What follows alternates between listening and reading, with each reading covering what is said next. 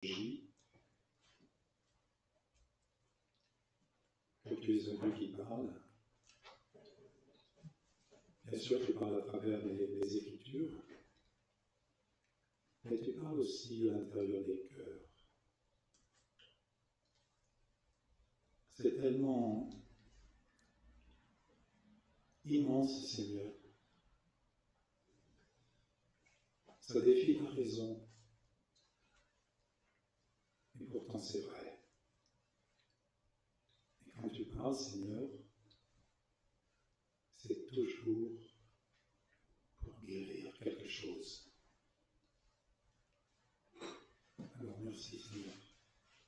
Tu veux encore parler aujourd'hui, maintenant, à travers la parole que nous allons lire et commenter. Seigneur, que ton Saint-Esprit soit présent, vraiment, et nous montre ce qui nous concerne dans les paroles que nous allons entendre. Sois vraiment béni, Seigneur. Amen.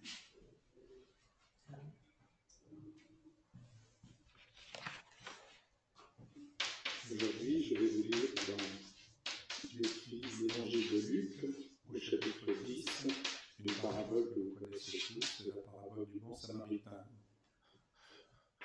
Ceux qui fréquentent l'Église depuis 40, 50, 60 ou 70 ans, vous avez dû souvent entendre le commentaire de cette parabole. Mais vous allez voir que c'est un tout petit peu particulier cette fois-ci. Ne croyez pas ce que je sais ce que vous pensez, mais c'est pas ça. Donc, Luc chapitre 10, verset 25. Et voici qu'un docteur de la loi se leva et lui dit, pour le mettre à l'épreuve, « Maître, que dois-je faire pour hériter la vie éternelle ?» Jésus lui dit, « Qu'est-il écrit dans la loi? Qu'est-ce que tu lis ?» Il répondit, « Tu aimeras le Seigneur ton Dieu de tout ton cœur, de toute ton âme, de toute ta force et de toute ta pensée, et ton prochain comme toi-même. » « Tu as bien répondu, lui dit Jésus. Fais cela, et tu vivras. » Mais lui voulut se justifier et dit à Jésus, et qui est mon prochain? Jésus reprit la parole et dit, un homme descendait de Jérusalem à Jéricho. Il tomba au milieu des brigands qui le dépouillèrent, le rouèrent de coups et s'en allèrent en le laissant à demi-mort. Par hasard, un sacrificateur descendit par le même chemin, il vit cet homme et passa outre. Un lévite arriva de même à cet endroit, il le vit et passa outre. Mais un Samaritain qui voyageait arriva près de lui, le vit et en eut compassion. Il s'approcha et banda ses plaies en y versant de l'huile et du vin. Puis il le plaça sur sa propre monture, le conduisit à une hôtellerie et prit soin de lui. Le lendemain, il sortit 2 deniers, les donna à l'hôtelier et lui dit « Prends soin de lui, et ce que tu dépenseras en plus, je te le paierai moi-même à mon retour. » Lequel de ces 3 te semble avoir été le prochain de celui qui était tombé au milieu des brigands? Il répondit, celui qui a exercé la miséricorde envers lui. Et Jésus lui dit, va, et toi, fais de même.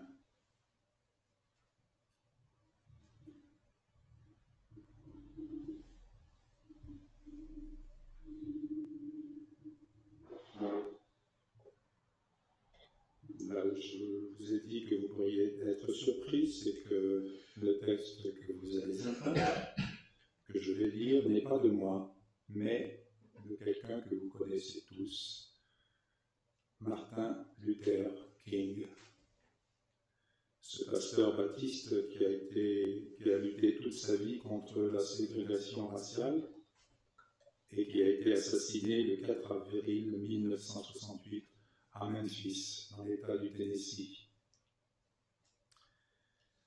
J'ai juste condensé ce texte et je l'ai adapté pour qu'il entre dans le cadre d'une prédication et aussi pour qu'il soit facilement accessible à l'audition. Et il est extrait de ce livre, La force d'aimer, qui est paru chez Casterman en 1964. Alors au cours du texte que vous allez entendre, vous verrez qu'il y a un contexte américain. Et je pense qu'en changeant un petit peu les noms, le contexte français, le contexte européen pourra être aussi bien compris. Je voudrais parler d'un homme bon, dont la vie exemplaire sera toujours une lumière éclatante, troublant la conscience endormie de l'humanité. Sa bonté ne se fondait pas sur une confiance passive en un credo particulier, mais sur sa participation active pour sauver une vie. La préoccupation éthique du docteur de la loi qui interroge Jésus est exprimée dans une histoire qui débute par une discussion théologique à propos de la vie éternelle et qui s'achève par un exemple concret de compassion sur une route dangereuse de Judée où des brigands faisaient la loi.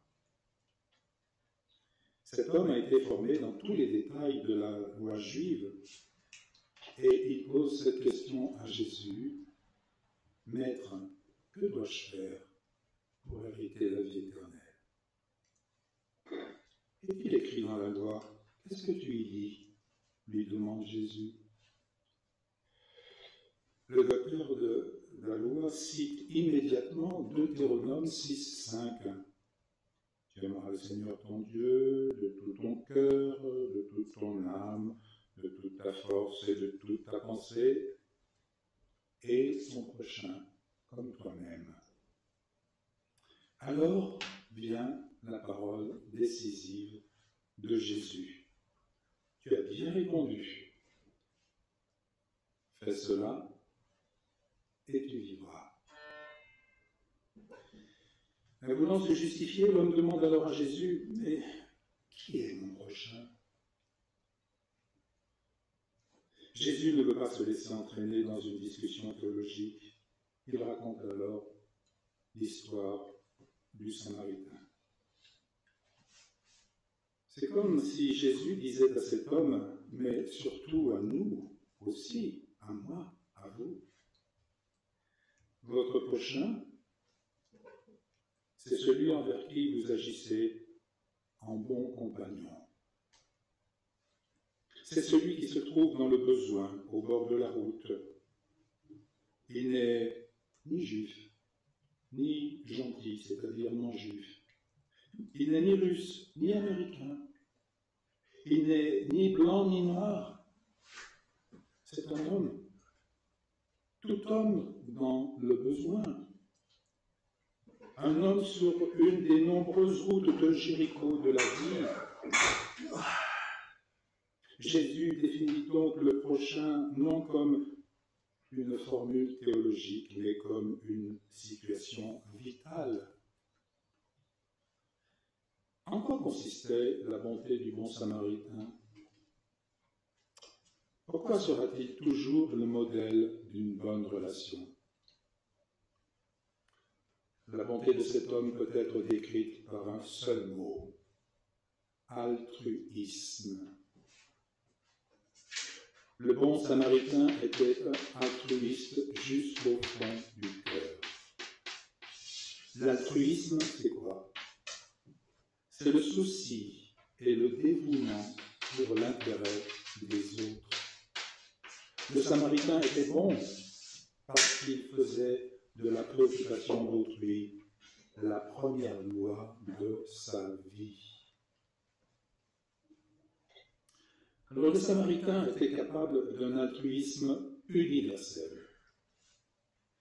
Il percevait avec acuité ce qui est au-delà de la race, de la religion, de la nationalité. L'une des grandes tragédies du comportement des hommes dans l'histoire a été quoi? La restriction du souci du prochain à la famille, à la race, à la classe, à la nation. Quelles sont les conséquences désastreuses de cette attitude à courte vue, centrée sur le groupe? C'est que personne ne se soucie réellement de ce qui arrive aux gens en dehors de son propre groupe. N'est-ce pas pour cela que les nations s'engagent dans la folie de la guerre, sans le moindre sentiment de repentir? N'est-ce pas pour cela que le meurtre d'un compatriote est un crime, mais que le meurtre des citoyens d'une autre nation en guerre est parfois vu comme un acte héroïque? Si un homme blanc ne se soucie que de sa propre race, il passera sans intérêt auprès du noir qui a été dépouillé de sa personnalité, privé de son sens de la dignité et laissé pour mort sur quelques bas-côtés de la route. Il y a quelques années, une auto transportant plusieurs membres d'une équipe de basket d'un collège noir a eu un accident sur une route du Sud et 3 jeunes gens furent gravement blessés. Une ambulance fut immédiatement appelée, mais en arrivant sur place, le chauffeur, qui était blanc, déclara sans une excuse que ce n'était pas dans ses habitudes de servir des nègres. Et il repartit. Un automobiliste de passage conduisit bénévolement les blessés au plus proche hôpital, mais le médecin de service déclara d'un ton hostile « Nous ne prenons pas de nègres dans cet hôpital ». Lorsque les garçons arrivèrent enfin à un hôpital de couleur, dans une ville à quelques 70 km de l'accident, l'un était mort, les 2 autres moururent respectivement 30 et 50 minutes plus tard. La vraie tragédie du repli sur le groupe, sur la famille ou la nation, est que nous voyons les gens comme des entités, simplement comme des choses. Trop rarement nous voyons les gens véritablement en tant qu'hommes. Nous voyons les gens comme juifs ou gentils, c'est-à-dire non-juifs, catholiques, protestants, chinois, américains, noirs, blancs. Nous ne pensons pas à eux comme à des frères humains, faits de la même pâte que nous, modelés sur la même image divine. Le sacrificateur et le lévite ne virent qu'un corps ensanglanté.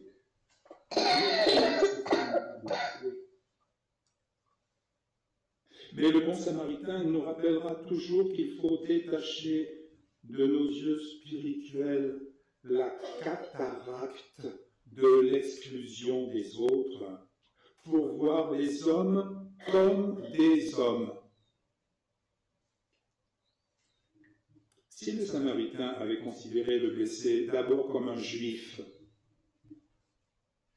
il ne se serait pas arrêté, car les Juifs et les Samaritains n'avaient aucun rapport et se détestaient même.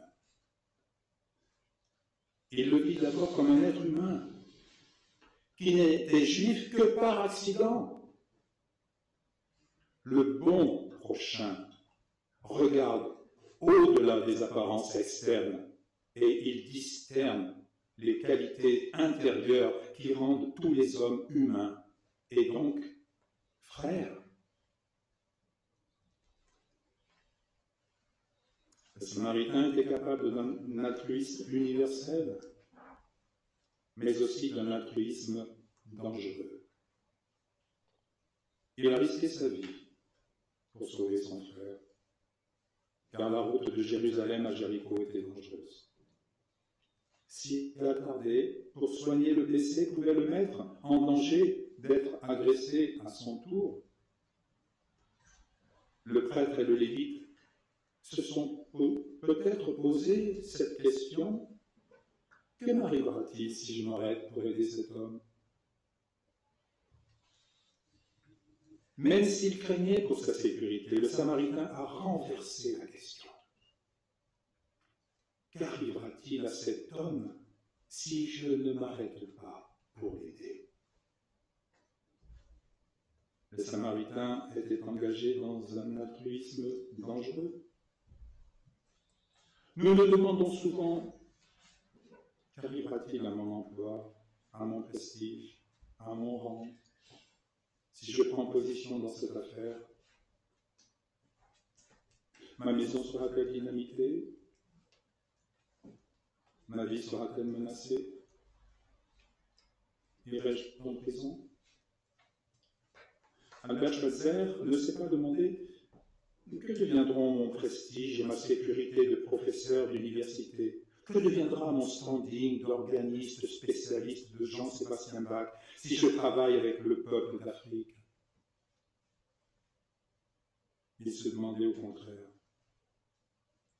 qu'arrivera-t-il à ces millions de gens blessés par l'injustice si je ne vais pas vers eux?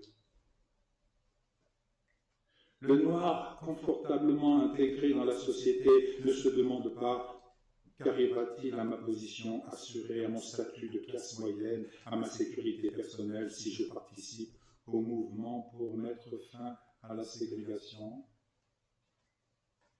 Mais il se demande: qu'arrivera-t-il à la cause de la justice et aux masses du peuple noir qui n'a jamais ressenti la chaleur d'une sécurité économique si je ne participe pas activement et courageusement à ce mouvement? Un homme ne se mesure pas, en définitive, à la place qu'il occupe dans les moments de confort et de facilité, mais à celle qu'il occupe au temps de l'épreuve et de l'adversité.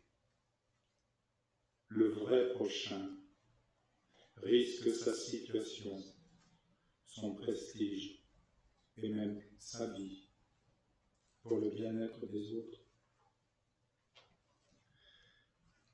Le Samaritain est aussi animé d'un altruisme infini, exceptionnel. De ses propres mains, il a pansé les blessures de l'homme et il l'a chargé sur sa propre monture. L'altruisme authentique est plus que l'aptitude à la pitié. C'est l'aptitude à sympathiser. La pitié n'est peut-être pas beaucoup plus que le souci impersonnel vite prêt à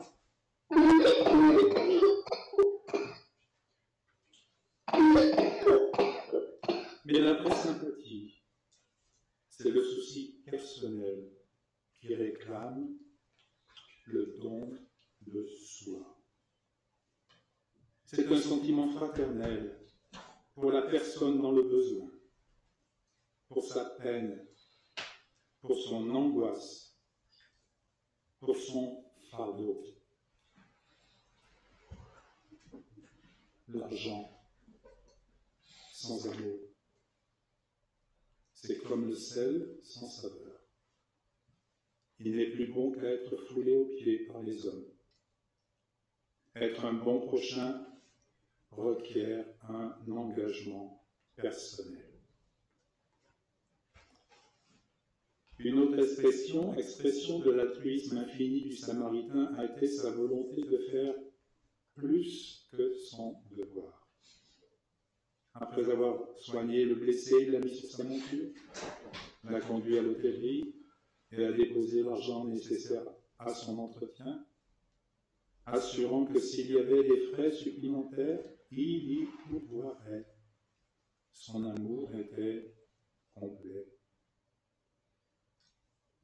Il faut faire une distinction entre les obligations qui peuvent être imposées et celles qui ne le peuvent pas. Les obligations imposées sont réglées par les codes de la société et l'application des lois. Mais les obligations qui ne peuvent pas être imposées échappent aux lois de la société. Elles concernent des attitudes intérieures, des relations vraies de personne à personne, des expressions de compassion que les traités juridiques ne peuvent pas régler et ne pourront jamais régler. Les obligations de ce genre découlent de la soumission personnelle à quoi? À une loi intérieure écrite dans le cœur de l'homme. Les lois humaines assurent la justice, une loi supérieure produit l'amour. Aucun code n'a jamais persuadé un père d'aimer ses enfants ou un mari de montrer son affection à sa femme. Les cours de justice peuvent l'obliger à donner à sa famille le pain du corps. Elles ne peuvent pas lui faire donner le pain de l'amour. Un bon père obéit à ce qui ne peut pas lui être imposé de l'extérieur. Le bon samaritain représente la conscience de l'humanité, parce que lui aussi obéit à ce qui ne pouvait pas lui être imposé. Aucune loi au monde n'aurait pu produire cette compassion sans mélange, cet amour vrai, cet altruisme total.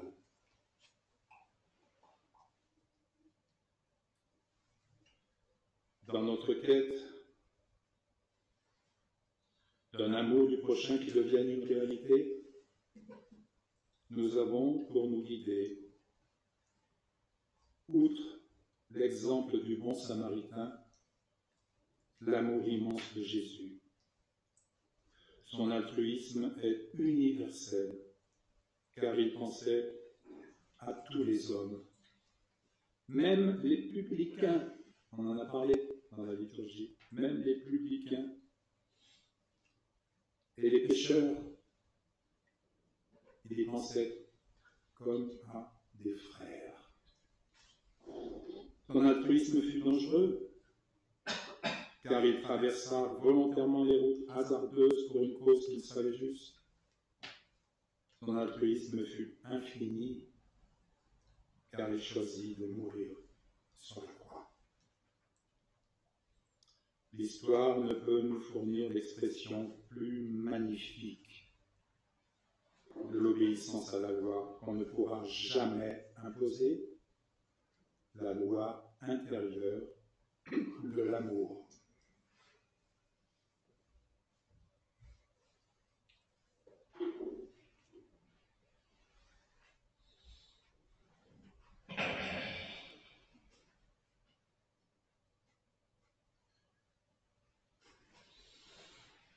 Merci Seigneur.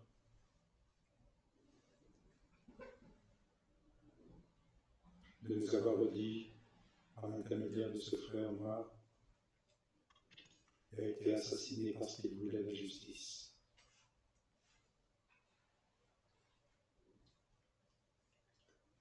Qui est notre prochain? C'est nous qui devons être le prochain des autres. C'est nous qui devons nous donner notre vie quand les hommes en ont besoin. Alors Seigneur, que les paroles que nous avons entendues ce prêtre.